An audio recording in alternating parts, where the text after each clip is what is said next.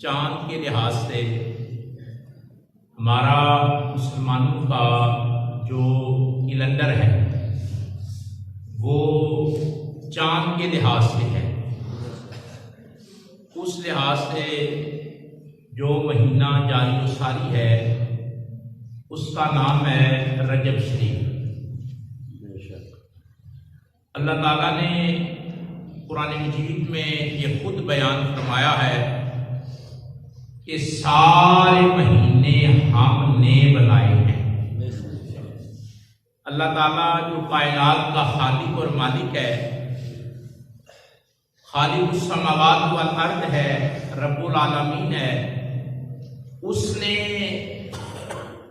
یہ بات قرآن مجید میں بیان فرمائی ہے کہ یہ جو 12 مہینے ہیں یہ اللہ کے نزدیک اور اللہ ان کو بنانے والا. پھر فرمایا ان 12 میں سے 4 حرمت والے ہیں. کل مہینے کتنے ہیں؟ 12. بے شک آپ کو پتا ہے لیکن دوہرا لیتے ہیں. دہرانے سے بات پختہ ہوتی ہے، رپیٹ کرنے سے علم مسعود ہوتا ہے. آج علم و بالتکرار بار بار جو بات کی جاتی ہے وہ ذہنوں میں نقش ہو جاتی ہے. تو میں عرض کر رہا ہوں کہ مہینے کتنے ہیں؟ 12. ان 12 میں سے پہلے مہینے کا نام کیا ہے؟ محرم شریف. اور آخری مہینے کا نام کیا ہے؟ ذوالحج۔ یہ دیکھیں سادہ سادہ سی باتیں ہیں، لیکن جھجک دور نہیں ہوتی، دہرانے سے، بتانے سے، سننے سے، کہلوانے سے جھجک دور ہو جاتی ہے۔ تو اسلامی سال میں 12 مہینے ہیں، اسے اسلامی تقویم کہتے ہیں، اسے انگریزی میں کیلنڈر کہتے ہیں، عربی میں یہ تقویم ہے، کیلنڈر کا ترجمہ تقویم۔ کسی دور میں کچھ سال پہلے مدرسوں کے اندر باقاعدہ طور پر تقویم کا علم پڑھایا جاتا تھا کہ ماہ و سال معلوم کرنا ہو۔ مثال کے طور پر کوئی آدمی کہتا ہے کہ 30 سال پہلے جو محرم کا مہینہ تھا اس کی پہلی تاریخ دن کون سا تھا، تو ریاضی کی مدد سے، حساب کی مدد سے یہ مدرسوں میں پڑھایا جاتا تھا، اسکولوں میں پڑھایا جاتا تھا کہ آپ یہ فارمولہ لگا لیں تو پچھلے جب چاہیں دن، مہینہ، تاریخ معلوم کر سکتے ہیں۔ لیکن اب یہ علم تقریباً ختم ہو چکا ہے، اب یہ علم باقی نہیں۔ کسی دور میں دینی مدرسوں میں، سکولز میں، کالجز میں، اعلیٰ تعلیم میں یہ فارمولے، یہ قوانین پڑھائے جاتے تھے کہ معلوم کرنا ہو کہ پیچھے جا کر کے دن کون سا تھا، مہینہ کون سا تھا، تاریخ کیا تھی۔ یہ سارا کچھ ایک طالب علم ریاضی کے ناطے معلوم کر لیتا تھا، لیکن اب بیچارہ اس سعادت سے محروم ہے، یہ نہیں کر سکتا۔ بہرحال عرض کر رہا ہوں کہ اسلام کا پہلا مہینہ محرم ہے، آخری مہینہ ذوالحج ہے۔ اللہ نے 12 مہینوں میں سے 4 مہینوں کو خود فرمایا عزت والے ہیں۔ کون سے ہیں؟ عزت والے، حرمت والے۔ ان میں جنگ حرام تھی،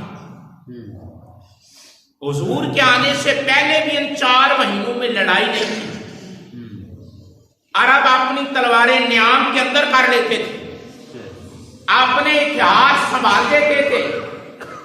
محرم میں لڑائی نہیں، ذوالحج میں لڑائی نہیں، ذوالقعدہ میں لڑائی نہیں، رجب میں لڑائی نہیں، بلکہ یہاں تک کہ اس مہینے رجب کو بالخصوص طور پہ رجب کے مہینے میں تو کہا جاتا تھا کہ لوگوں کے گھروں سے کسی ہتھیار کی آواز تک نہیں آتی۔ حرمت والے مہینے کہا کہ جاہل ہو کر جہالت پر مبنی سوسائٹی میں بھی ان 4 مہینوں کو عزت والا سمجھا جاتا تھا، اور لڑائی نہیں تھی، فساد نہیں تھا، جھگڑا نہیں تھا، جدال و قتال نہیں تھا، بلکہ امن اور سکون ہوتا تھا۔ تو رجب کا مہینہ جس میں آج ہم بیٹھے ہوئے ہیں وہ جاری و ساری ہے، 4 عزت والے مہینے ہیں، ان میں سے ایک مہینہ رجب ہے۔ یہ مہینہ عزت والا ہے، حرمت والا ہے، اور نبی اکرم صلی اللہ علیہ وسلم نے کمال شفقت فرماتے ہوئے، حضور نے کمال شفقت سے، کمال محبت سے فرمایا یہ میرا مہینہ ہے۔ سبحان اللہ۔ رجب کے بارے میں رجب کے بارے میں کہا یہ اللہ کا مہینہ ہے، شعبان کے بارے میں کہا یہ میرا مہینہ ہے، اور رمضان کے بارے میں فرمایا یہ میری امت کا مہینہ ہے، یہ میری امت کا۔ اور حضور نے دعا فرمائی اللہ ہمارے رجب میں برکت عطا فرما، سبحان اللہ، ہمیں رجب نصیب فرما۔ تو حرمت والا مہینہ، عزت والا مہینہ، امن والا مہینہ، سکون اور سلامتی والا مہینہ، اس میں آپ بیٹھے ہوئے ہیں جہاں اس مہینے میں روزوں کی فضیلت ہے، نوافل کی فضیلت ہے، وہاں ہمارا تاریخی تناظر بھی روشنی سے مالا مال ہے۔ سبحان اللہ۔ مثال کے طور پر حضرت علی رضی اللہ تعالیٰ عنہ کی ولادت پاک اس مہینے میں ہے۔ سبحان اللہ۔ حضرت علی المرتضیٰ شیر خدا رضی اللہ تعالیٰ عنہ کی ولادت پاک اس مہینے میں ہے۔ سرکار دو عالم صلی اللہ علیہ وسلم کو شرف معراج اس مہینے میں عطا ہوا ہے۔ حضرت امیر معاویہ رضی اللہ تعالیٰ عنہ کا وصال اسی مہینے میں ہے۔ خواجہ معین الدین چشتی اجمیری رحمت اللہ تعالیٰ علیہ کا عرص پاک اسی مہینے میں ہے۔ اگر آپ غور کرتے جائیں تو غزوات، شخصیات اور اسلامی ورثہ آپ کو رجب میں اتنا نظر آئے گا کہ آپ شمار نہیں کر سکتے۔ لیکن زکوٰۃ کا معاملہ اس سے متعلق ہے، اس کے علاوہ بے شمار باتیں ہیں۔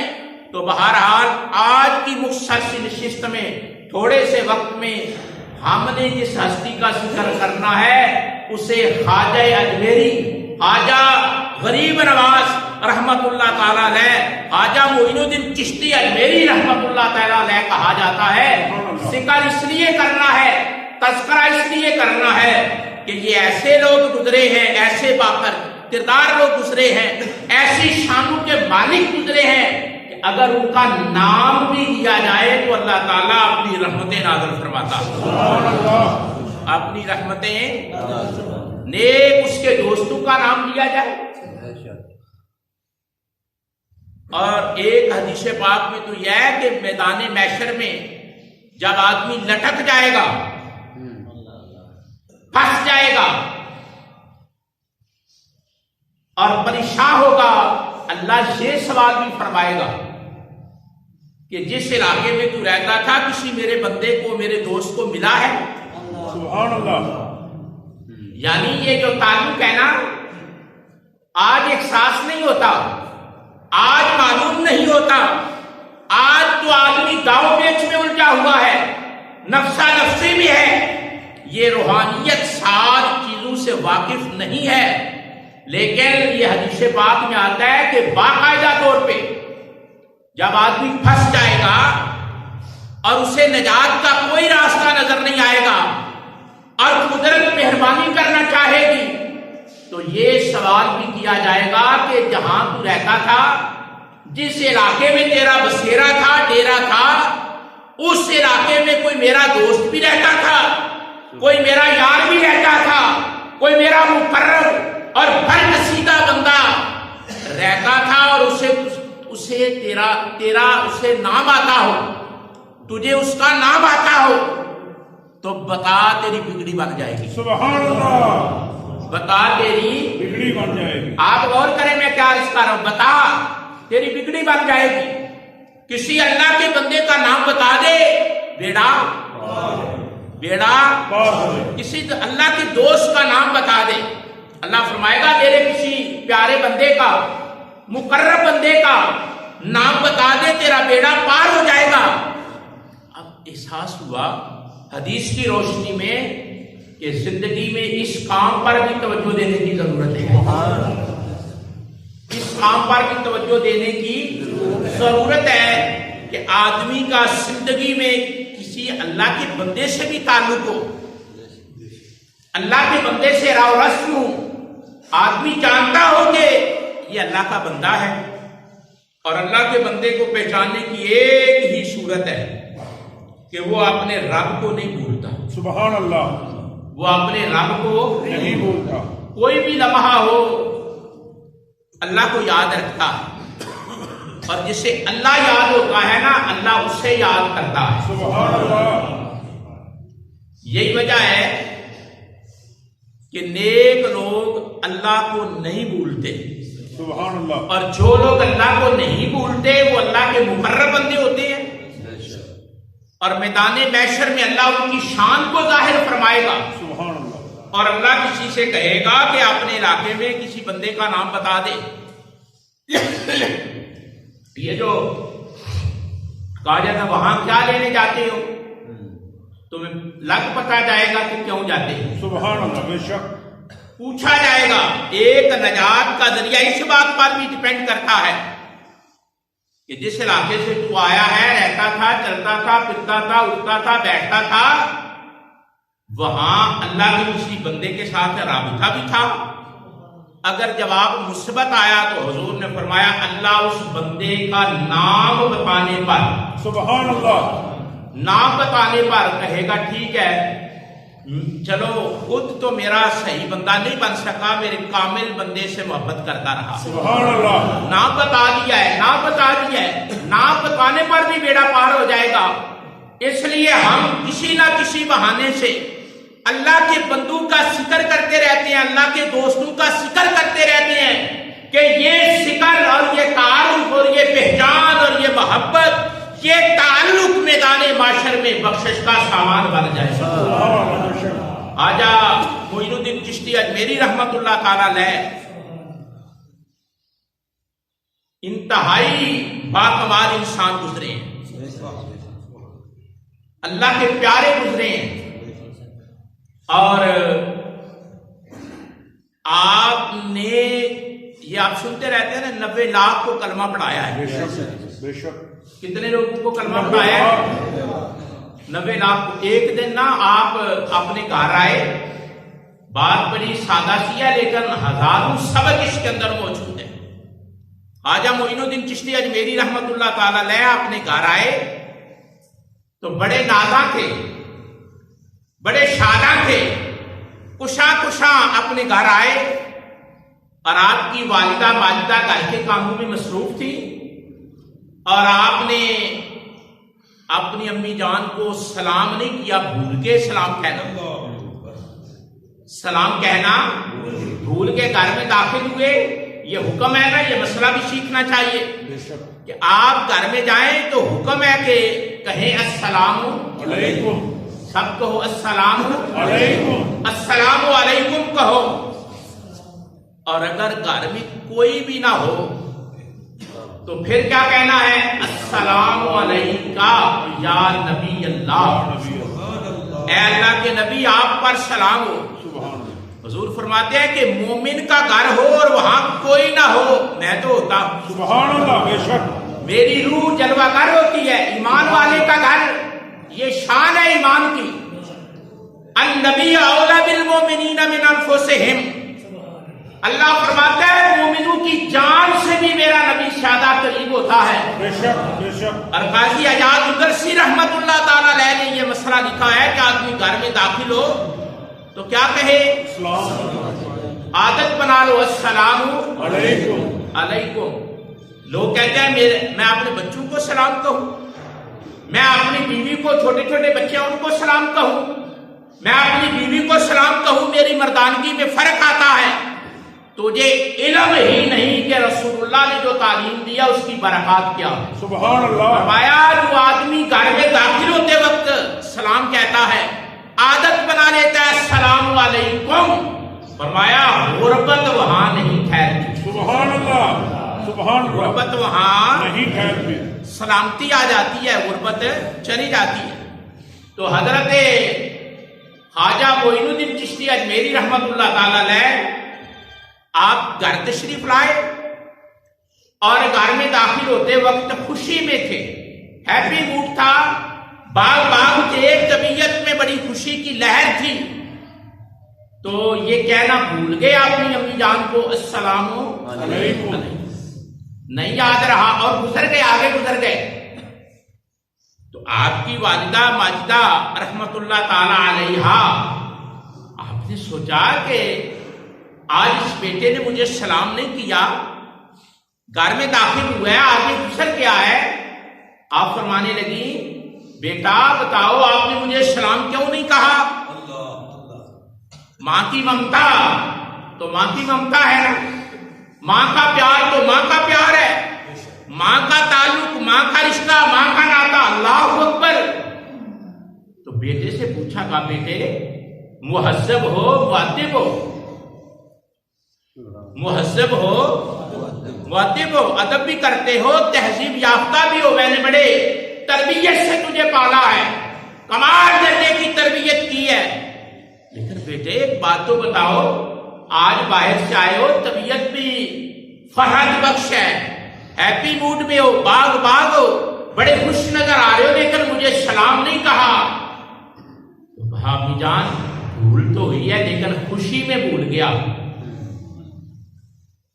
بھول ہوئی ہے، خوشی سے بھول گیا ہوں. اتنا خوش تھا کہ گھر میں داخل ہوتے وقت اسی تصور میں تھا، اسی خیال میں تھا، اسی جو ہے وہ سوچ میں تھا، بھول گیا سلام کہنا. کہا بیٹے خوشی کس بات کی تھی؟ کس بات نے اتنا خوش کر دیا کہ سلام کہنا بھی بھول گئے؟ تو عرض کی اپنی جان میں خوش اس لیے تھا کہ میں گفتگو کر رہا تھا، میں واعظ کر رہا تھا، تقریر کر رہا تھا، تبلیغ کر رہا تھا، دین کی باتیں کر رہا تھا، اور 20,000 لوگوں نے میری تقریر کی وجہ سے رسول اللہ کا کلمہ پڑھ لیا ہے. سبحان اللہ. نعرہ تکبیر، نعرہ رسالت، نعرہ حیدری، خواجہ غریب نواز. یعنی 20,000 لوگوں نے کلمہ پڑھ لیا. تو میں خوش تھا کہ اللہ کے 20,000 بندے اللہ کی بارگاہ میں رجوع کر گئے، کلمہ پڑھ گئے، مسلمان ہو گئے، ایمان والے بن گئے. تو میں اسی خوشی میں انہی سوچوں میں گم تھا. آپ کی والدہ ماجدہ فرمانے لگی بیٹے اچھی بات ہے، خوشی کا باعث ہے، خوش ہونے والی بات ہے کہ اللہ کی مخلوق سیدھے راستے پر آ گئی، کلمہ پڑھ لیا، ایمان والے بن گئے، اچھی بات ہے. لیکن تجھے علم ہے کہ یہ تبدیلی اور یہ انقلاب تیری تبلیغ کی وجہ سے نہیں ہے. سبحان اللہ. یہ انقلاب، یہ تغیر، یہ تبدیلی تیری تبلیغ کی وجہ سے نہیں ہے، تیرے واعظ کی وجہ سے نہیں ہے. یہ تغیر، یہ انقلاب، یہ تبدیلی، ہزاروں دلوں کا مڑ جانا اور رسول اللہ کا کلمہ پڑھ لینا، یہ تیری ماں کی تہجد کے وقت اٹھنے والی دعاؤں کا کمال ہے. کہ تیری ماں مصلی بچھا کرنا تہجد کے لمحوں میں جو دعائیں کرتی ہے نا تیرے لیے کہ اللہ میرے بیٹے کو دین کا خدمت گار بنا، اے اللہ میرے بیٹے کی زبان میں تاثیر پیدا فرما، اے اللہ میرے بیٹے کو کامیابیوں کامرانی عطا فرما. فرمایا بیٹے تو ناز کر رہا ہے اپنی تقریر پر، اپنی تبلیغ پر، اپنے واحد پر، لیکن یاد رکھو بیٹے تم ابھی سوئے ہوتے ہو تو میں تمہاری ماں اٹھتی ہوں، مصلی بچھا لیتی ہوں اور خدا کی بارگاہ میں سجدہ کرتی ہوں. سجدے کے بعد التجا کرتی ہوں کہ اللہ میرے بیٹے کے الفاظ میں تاثیر پیدا فرما دے. وہ میری دعاؤں کی تاثیر ہے کہ بولتا تو ہے اور لوگ کلمہ پڑھتے جاتے ہیں. مسئلے تو سمجھ آ رہے ہیں سارے، مسئلے تو سارے ہی سمجھ آ گئے، باتیں تو ساری سمجھ آ گئی، اور آپ کو یہ اعزاز حاصل ہے، آپ کو یہ عزت حاصل ہے کہ آپ جن راہوں سے گزرے ہیں، توجہ کرنا، جن راستوں سے گزرے ہیں نا، مدینہ شریف آپ کے سفر کا آغاز وہاں سے ہوا ہے. سبحان اللہ. مدینہ شریف، گنبد خضرا، مسجد نبوی، وہاں سے پھر عراق بغداد سے ہوتے ہوئے، افغانستان سے ہوتے ہوئے آپ لاہور پہنچے. سبحان اللہ. سبحان اللہ. اور لاہور پہنچ کر آپ نے جو سب سے پہلا کام کیا ہے نا، وہ حضور داتا گنج بخش علی حجویری کا تعارف کروایا. آپ لاہور میں موجود تھے. لوگ، طبیعت ہوتی ہے نا، مزاج ہوتے ہیں، لوگ بڑے بڑے باکمال ہوتے ہیں لیکن طبیعت میں شہرت پسندی نہیں ہوتی. کچھ لوگ بڑے کمال کے ہوتے ہیں لیکن وہ شہرت پسند نہیں کرتے، چرچا پسند نہیں کرتے، آؤ تاؤ پسند نہیں کرتے، پروٹوکول پسند نہیں کرتے، پھوتا پھاتی کو پسند نہیں کرتے. وہ اپنے من میں ڈوبے رہتے ہیں اور سراغ زندگی کے مزے لیتے ہیں.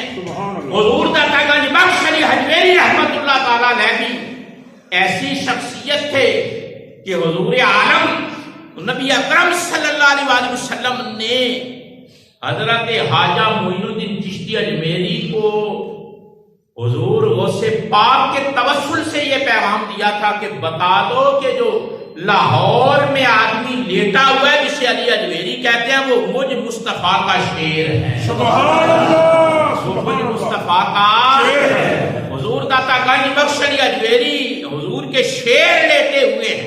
بے شک حضور کے شیر بیٹھے ہو. عام. اور جو 4 بندے کبھی میں نے آپ کو بتایا تھا یاد ہو کہ نہ ہو, جب پوری امت مسلمہ میں کوئی مشکل وقت آتا ہے,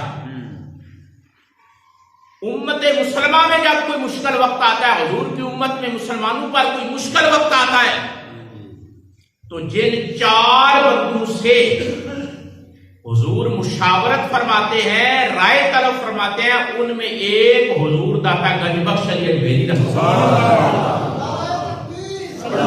اکبر.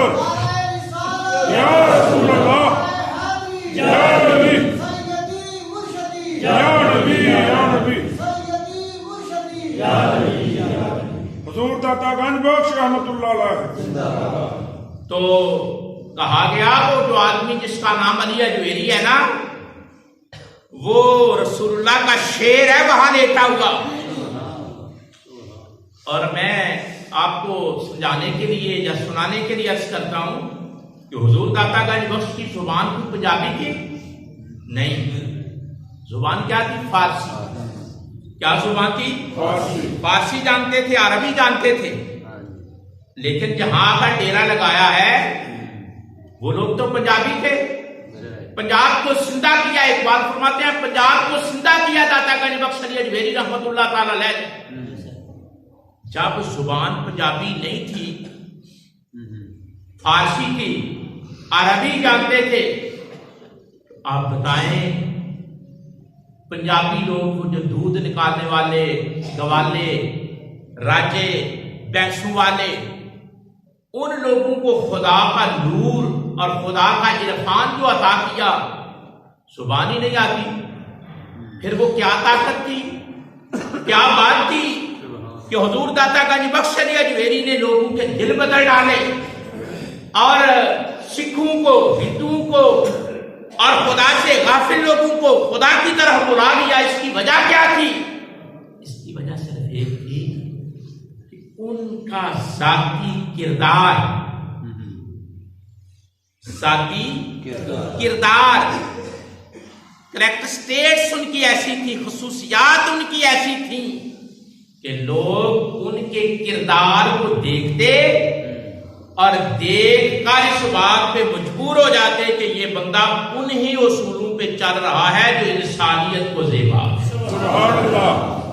جو شیخ ہوتا ہے نا, اللہ کا دوست ہوتا ہے, اس کی خصوصیات بتاتی ہیں.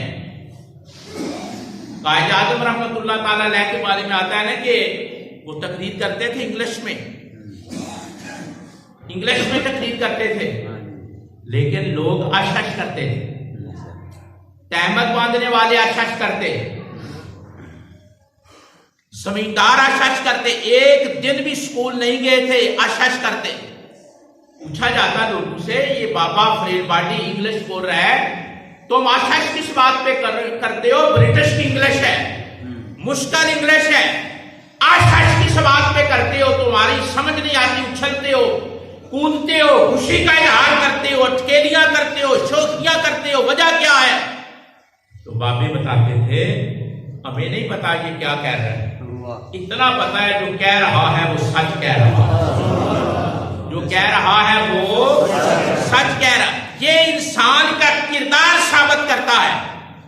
تو حضور داتا گنج بخش علی اجمیری نے جب ڈیرا لگایا لاہور کے اندر, تو حضور مجدد پاک نے لکھا ہے کہ شہروں کا کتب, جتنے شہر ہیں نا ان کا کتب لاہور بنا دیا داتا صاحب کے وجود نے. لیکن شہرت پسند نہیں تھے. میں تو اب جس زمانے میں ہم رہ رہے ہیں نا, یہ تو ہے ہی شہرت کا, پروٹوکول کا, ڈیش بازی کا. یہ جس زمانے میں ہم رہ رہے ہیں نا, میں تو کبھی کبھی حیران ہو جاتا ہوں کہ جتنے بھی محکمے ہیں، روحانی ہیں یا دوسرے دنیاوی ہیں، سب میں یہی ہے کہ میری شہرت ہو، بلے بلے ہو، لوگ کہیں کیا بات ہے، اور عوام اتنی بولی ہے کہ حقیقت پسند نہیں.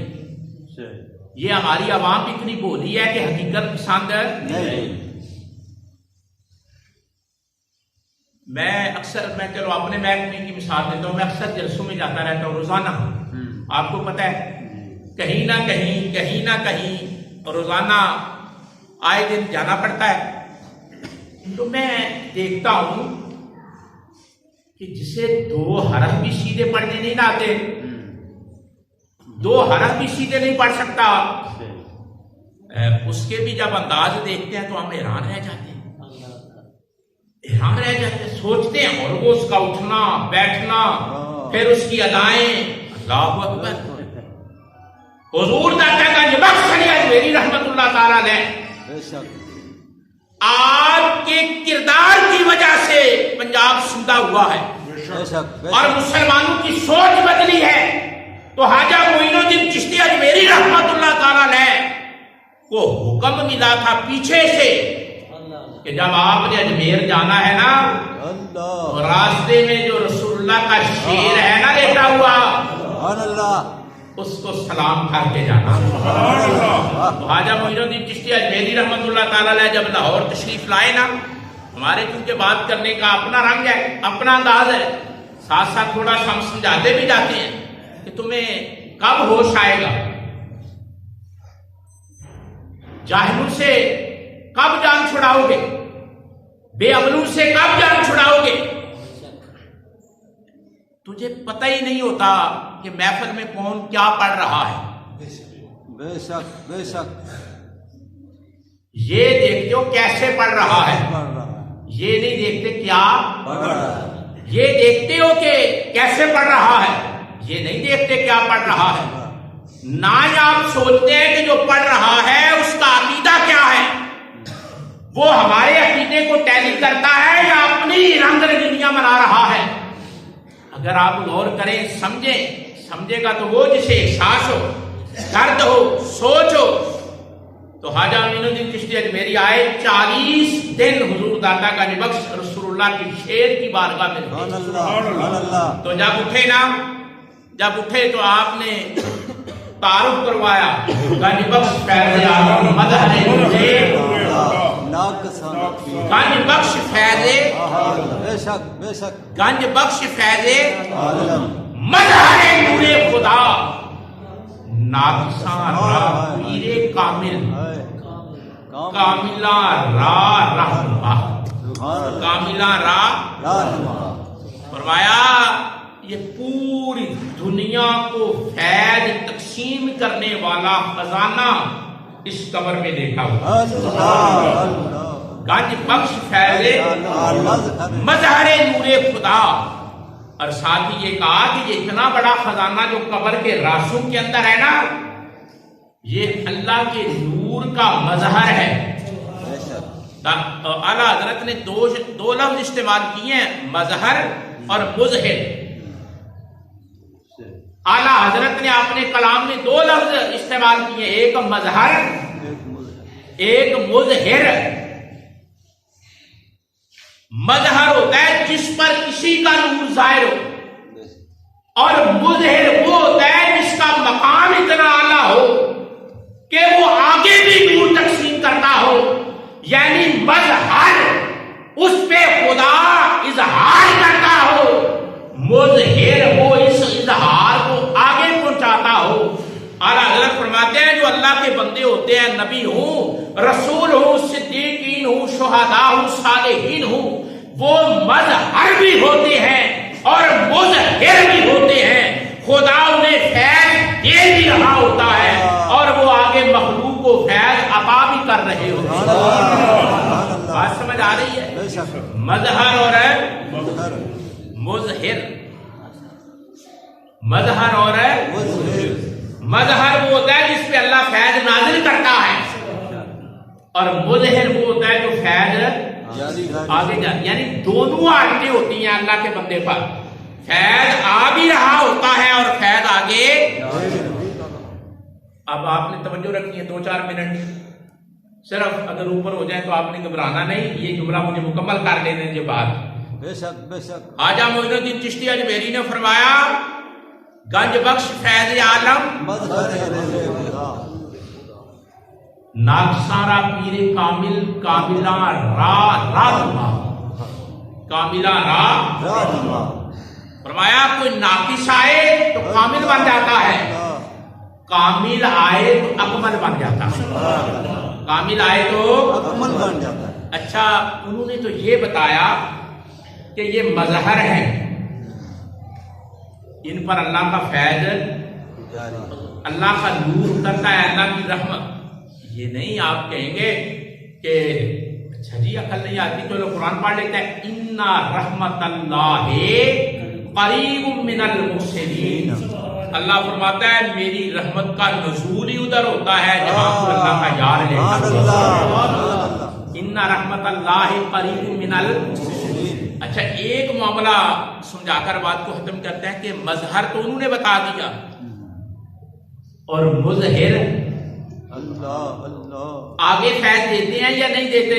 بے شک تو اشرف علی تھانوی نے دانت میں درد ہوا اور دانت کا علاج کروانے کے لیے مکتبہ دیوبند کے اشرف علی تھانوی لاہور آئے اور کہا چلو داتا صاحب کی مزار پہ آ دیجیے. ان کی اپنی موج ہو نا, ان کی اپنی موج ہو تو سارا کچھ کر لیتے ہیں. کہا چلو داتا صاحب کے مزار پہ حاضری دیتے ہیں.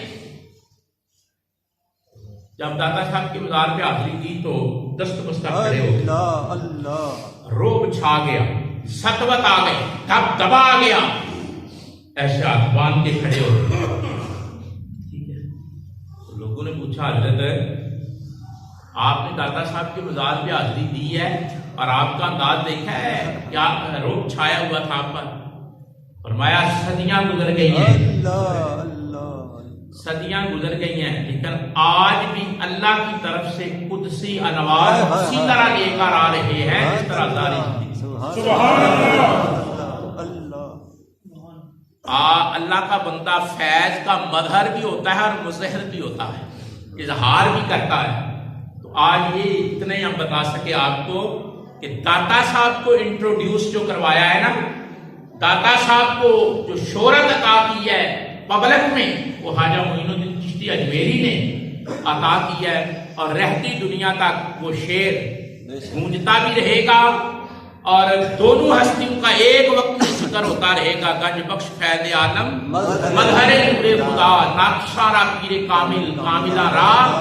کہا جائے گا جو بھی داتا صاحب جائے گا نا تو وہ حجرہ دیکھے گا اور کہے گا جہاں حاجہ اجمیری بیٹھے تھے, اور ساتھ یہ بھی کہے گا کہ بتا گئے کہ داتا صاحب کون ہے. سبحان اللہ. داتا صاحب کون ہے. انشاءاللہ یہ باتیں چلتی رہیں گی, وقت ہوا جاتا ہے. اللہ تعالیٰ ہم سب کو نیک بندوں کی سنگت نصیب فرمائے. آمین. بات ہوتی کہ اللہ جن دوستوں نے سنت اللہ فرمانی ہے